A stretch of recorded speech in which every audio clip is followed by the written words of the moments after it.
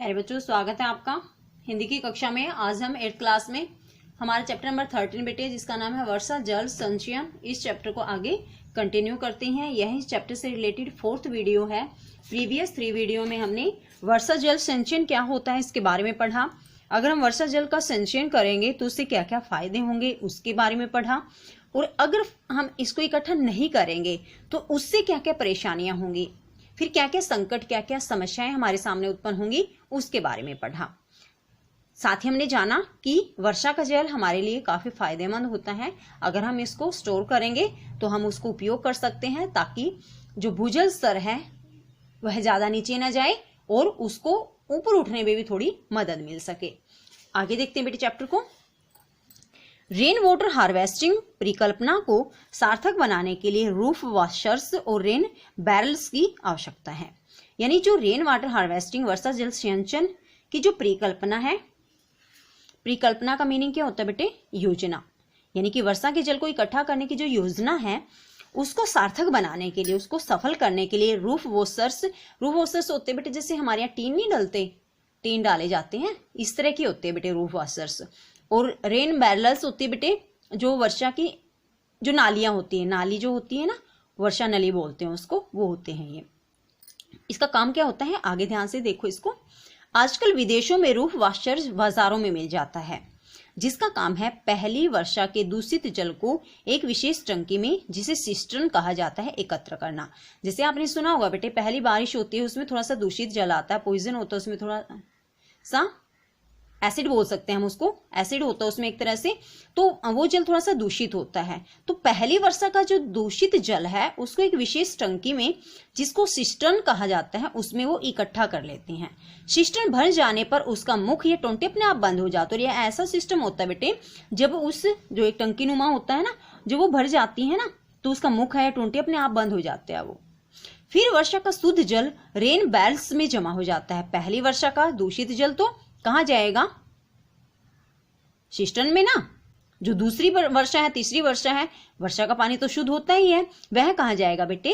Rain barrel में, जो वर्षा नली होती है उसमें इकट्ठा हो जाता है। यह पानी अत्यंत मृदु, मृदु क्या होता है बेटे? मृदु का अर्थ होता है मीठा।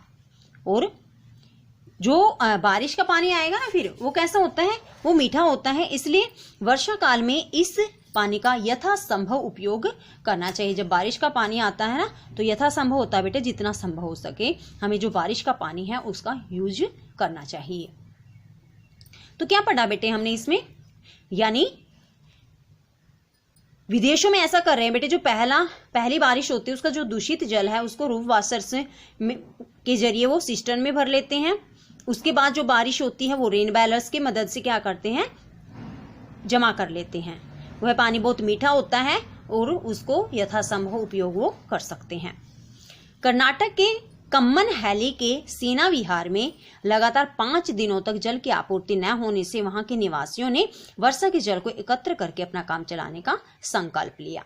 तो एक जगह का वर्णन किया है, कर्नाटक है, तो वहां क्या है, एक कम्मन हैली स्थान है, ठीक है। तो वहां सेना विहार जो है उसमें लगातार ना 5 दिनों तक पानी नहीं आया। तो वहां के निवासियों ने क्या किया? बारिश के जल को इकट्ठा करने का संकल्प होता है बेटे प्रण लेना, कसम खाना।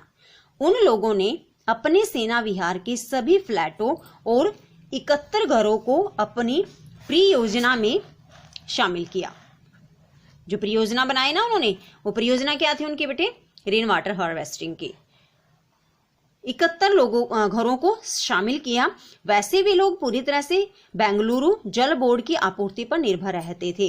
वैसे भी लोग किस पर निर्भर रहते थे बेटे? जैसे कई जो गांव होते हैं ना, उनमें एक गांव से बाहर एक टंकी बना दी जाती है, एक बड़ी सी, वहां से फिर पूरे गांव में पानी आता है। तो वहां भी जो जल बोर्ड था ना, बेंगलुरु जल बोर्ड, वहां से पानी आता था कर्नाटक के कम्मन हैली के सेना विहार में। उन लोगों को हर दिन 3.5 लाख लीटर जल की जरूरत थी। उन लोगों को एक दिन में कितने पानी की जरूरत थी? लगभग 3.5 लाख लीटर की। वहां के सारे नलकूप, कुएं वगैरह सूख गए थे, इसलिए उनका वह प्रयास सफल रहा। इसलिए उन्होंने जो प्रयास किया ना, बारिश के जल को इकट्ठा करने का उनका वह प्रयास सफल रहा और वे आशा करते हैं कि अपनी इस रेन वाटर हार्वेस्टिंग परिकल्पना के द्वारा सारे सूखे गए नलकूपों में पर्याप्त जल ला सकेंगे। और उन्होंने जो रेन वाटर हार्वेस्टिंग की ना, तो वे क्या आशा करते हैं कि जो उनके नलकूप, जो कुएं वगैरह सूख चुके हैं ना, वो इस रेन वाटर हार्वेस्टिंग से दोबारा से पानी से तरबतर हो सकेंगे और भूमिगत जल स्तर को भी ऊंचा उठा सकेंगे।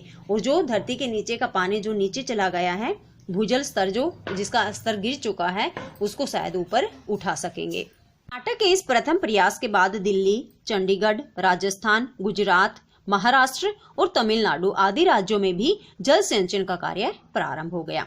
तो बेटे जो प्रथम प्रयास किया गया कर्नाटक में, तो वहां फायदा दिखा वर्षा जल संचयन से, तो उनसे प्रेरित होकर दिल्ली, चंडीगढ़, राजस्थान, गुजरात, महाराष्ट्र और तमिलनाडु, इसके साथ कुछ अन्य भी राज्य थे जिन्होंने बारिश के जल को इकट्ठा करना शुरू कर दिया।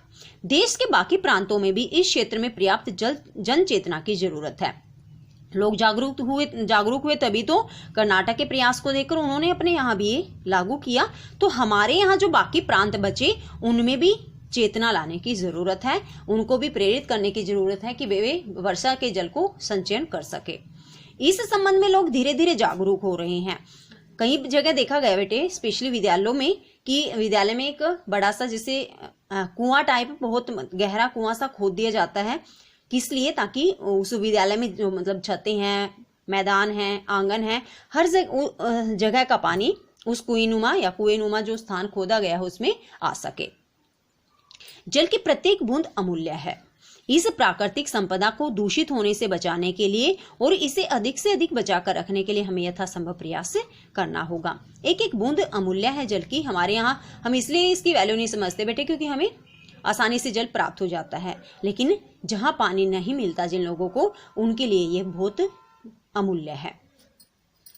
तो इस प्राकृतिक संपदा, यानी प्राकृतिक संपत्ति ही तो है, इसको बचाने के लिए हमें यथासंभव प्रयास करना होगा, ताकि आने वाले दिनों में जल संकट ज्वलंत समस्या न बने, ताकि भविष्य में जो ये जल न मिलने की समस्या है, जलती हुई समस्या न बने, भयंकर समस्या न बने। तो इससे बचने के लिए हमें क्या करना होगा? पानी को यथासंभव बचाकर रखना होगा और लोगों को प्रेरित करना होगा कि यथासंभव जल को बचाकर रखें। तो प्यारे बच्चों, ये था हमारा चैप्टर नंबर 13 वर्षा जल संचयन, जिससे हमें पता लगा कि हमें बारिश के जल को बचाकर रखना चाहिए और अगर हम बारिश के पानी को बचाकर रखेंगे तो उसके क्या क्या फायदे होंगे।